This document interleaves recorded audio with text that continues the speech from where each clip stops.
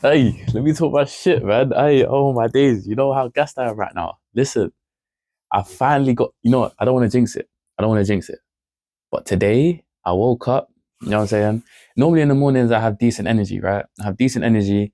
I can get some work done. But yesterday, I had decent energy. And then by the time I was getting ready for work, I'm on the way to work, which is about 8 p.m., 8 a.m., 9 a.m. By the time I landed in the office, I was exhausted. I was exhausted because I was running on stress chemicals the day before.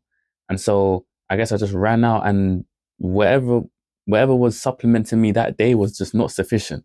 But today it's like I'm rebirthed. it's like I've been rebirthed. I don't know what it is, but I've had an energy that has sustained me the whole day and I got a good amount of sleep. I got nearly 7 hours, right? And I haven't done any snooze, no nicotine, no stimulants, no anything like that. And I'm feeling amazing. I'm feeling charged. I haven't eaten today. I'm now recording the video before I eat. Yesterday, I recorded it after I eat.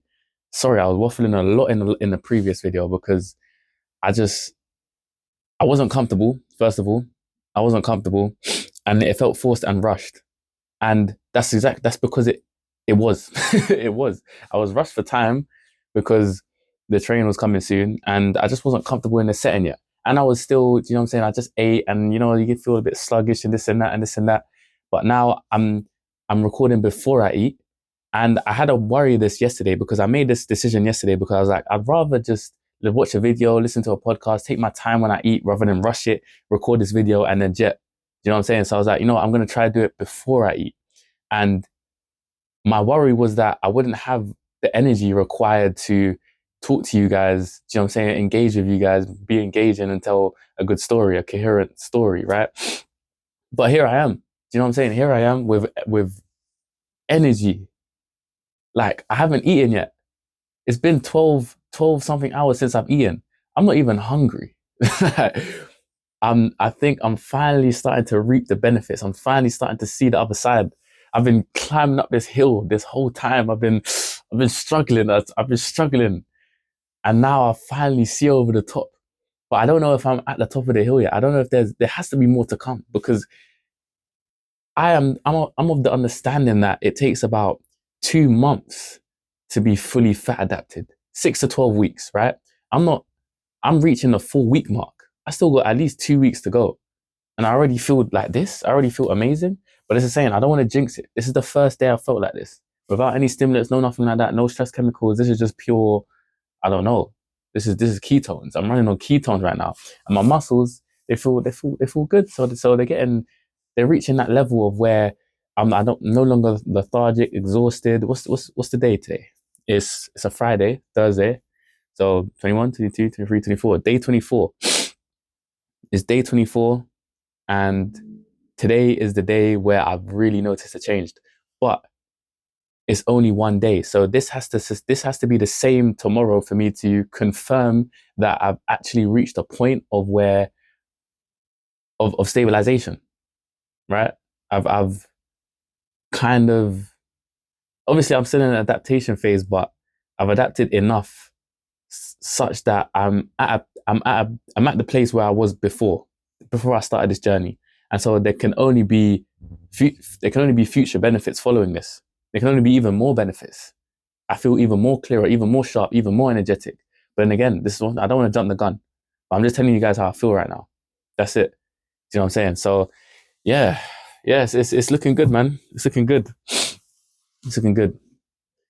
I don't really know what else to tell you guys. Like I just wanted to get on here just share my excitement a little bit because I've been excited today. Do you know what I'm saying? I've been excited. I've been talking to a lot of people. You gotta maintain the relationships around you. That's what's the most important thing. Listen, like you can have all the money in the world, right? But if you're lonely, then what good is that money gonna do for you, right? As humans, we evolved to be social. It's all in the relationships. We get dopamine from the relationships. We get the serotonin. We get the oxytocin from the relationships. It makes us feel good. Why do we do anything in the first place? To feel good. So foster the relationships around you such that you always feel good and that you are around people that actually push you to be your best and people that you actually vibe with, that you actually have some sort of compatibility. Do you know what I'm saying?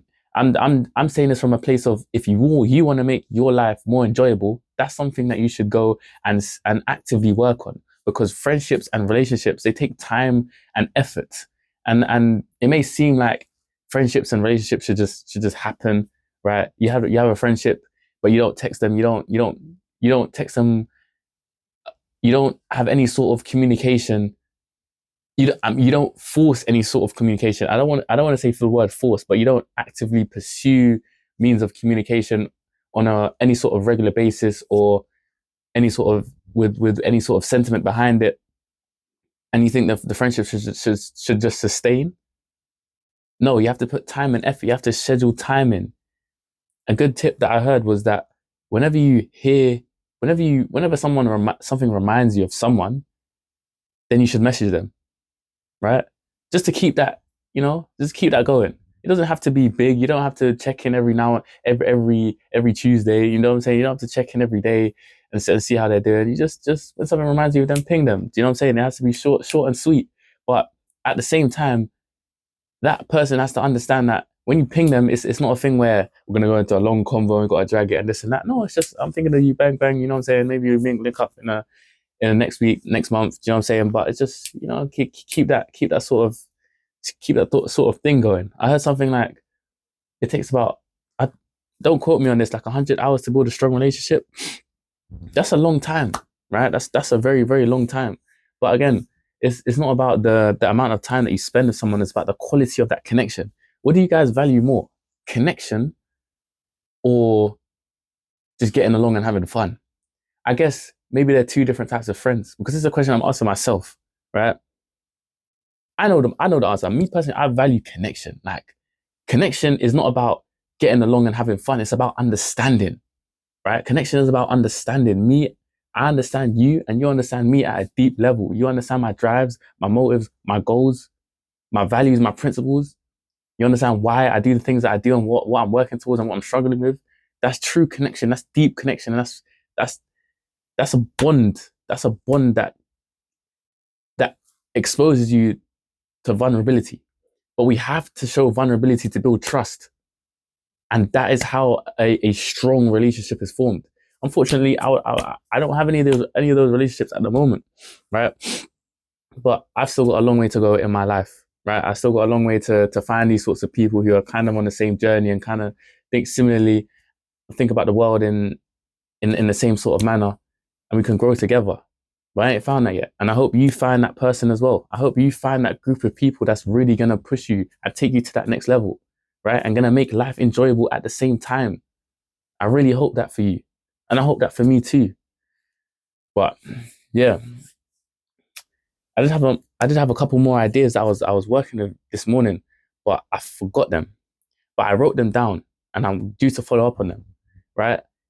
Things that come to you, write them down, because you might not be able to access that again.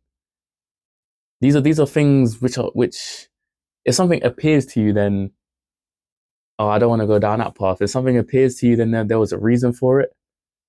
I don't know about that. You know, the people that say everything happens for a reason? I don't know about that. I don't think it does. But hear what? Everything, not everything happens for a reason, but you can make the best out of what happens. That is the mindset and the mentality that you need to have. Because not everything happens for a reason. How can you say that? I mean, you can say that if you believe in God and religion, and you think everything is already written for you, right? Everything happens for a reason because it was written for you. It's your fate, right? So I guess there is that one perspective, but I'm of the perspective that not everything happens for a reason. Things happen, right? But you can make the best out of what happens. And it's kind of the same thing, because at the end of the day, in both situations, you're making the best out of what happens. Because if you think that everything happens for a reason, you're going to take it, you're going to accept it, and you're going to face it as it is. If you don't think everything happens for a reason, but you're still going to make the best out of what happens, it's the same sort of behavior, right? So I guess take that as you will, but anything that happens to you, it is what it is. Sort of a stoic perspective, but it is what it is. There's nothing that you can't go back and change time. All we have is the present. right? So change the present so that you may change your future. And I'm gonna go eat some food. Come on.